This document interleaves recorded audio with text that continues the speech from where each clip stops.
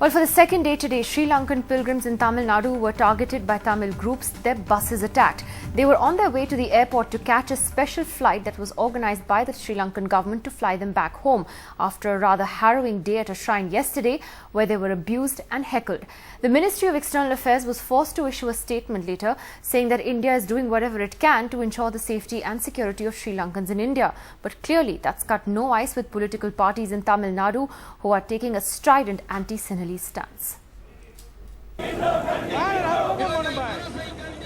A violent turn to the anti-Sri Lanka sentiment in Tamil Nadu. Close to 200 pilgrims from Sri Lanka visiting the Velankani shrine who were mobbed on Monday were today stoned, allegedly by pro-Tamil groups, as they were heading to the Trichy airport after officials forced them to return home on a specially arranged flight. I wanted to speak to them, and now we'll take further course of action there. 100% protection, there's no problem. On Saturday, Tamil Nadu Chief Minister Jayalalithaa sent back 2 football teams from Sri Lanka. They were in Chennai for friendly matches with the centre's permission.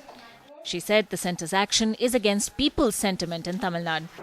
Since last month, Jayalalithaa has also been demanding a halt to the training for Lankan defence personnel in India. She described it as anti-Tamil at a time when the world's nations are pressing for war crime charges against the Lankan army and equal rights for Lankan Tamils.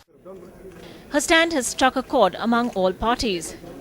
I'll tell you, our innocent fishermen from Tamil Nadu, when they go for fishing, they are intimidated, harassed by the Sri Lankan army. We can only oppose their visit, but harassing them, we don't approve. Political analysts blame it on competitive politics between the two Dravidian arch-rivals. The DMK, which suffered a huge defeat in the assembly polls in Tamil Nadu, is playing the Tamil card. Amma, they say, wants to prove she's the real champion of the Tamil cause. The Indian government and the world community are increasingly seen to be not doing enough to probe into allegations of war crimes against the Lankan army and to ensure Lankan Tamils get equal rights. With the Tamil Nadu government and pro-Tamil groups mounting pressure, will it bring relief for Lankan Tamils or make things worse for them? But for the centre, it's going to be a tightrope walk. With camera person Edwin, Sam Daniel for NDTV.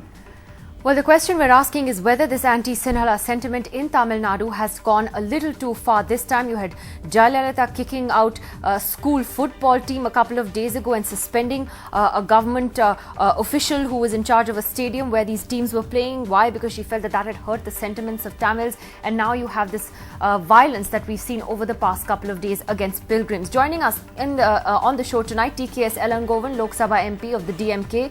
Also Mr. D. Raja, Rajya Sabha MP of the CPI. Mr. Raja is from Tamil Nadu as well. Praveen Swami, Senior Associate Editor of The Hindu, also originally from Tamil Nadu, here with us in the studio. From Chennai, we're joined by senior journalist R. Rangaraj. And from Colombo via Skype tonight, we're joined by Malinda Senaviratne, who's the Chief Editor of The Nation. Let me first ask Praveen, what explains this sudden burst of activity on this front? Because this anti-Sinhala sentiment in Tamil Nadu and among Tamil political parties is well known. Why is suddenly Jayalalithaa going after a football team at a school level?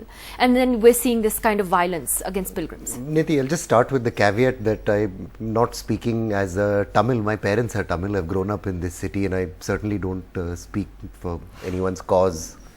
There's some fairly sordid competitive politics going on. The Tamil nationalist or Tamil chauvinist constituency is very small in Tamil Nadu, but both parties would of course not like to lose that small constituency. And given that there is a certain degree of disquiet in Tamil Nadu over the very slow progress Sri Lanka has made over the years in giving Tamils full rights, in healing the wounds of the civil war, politicians are only too happy to try and cash in on that.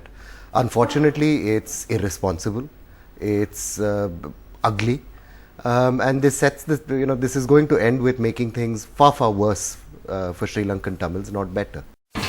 India's #1 news app just got even better. Download NDTV's new app. Fully optimized for retina display. Full screen view. Faster response time. And Sudoku. NDTV's new iPad app. Download now.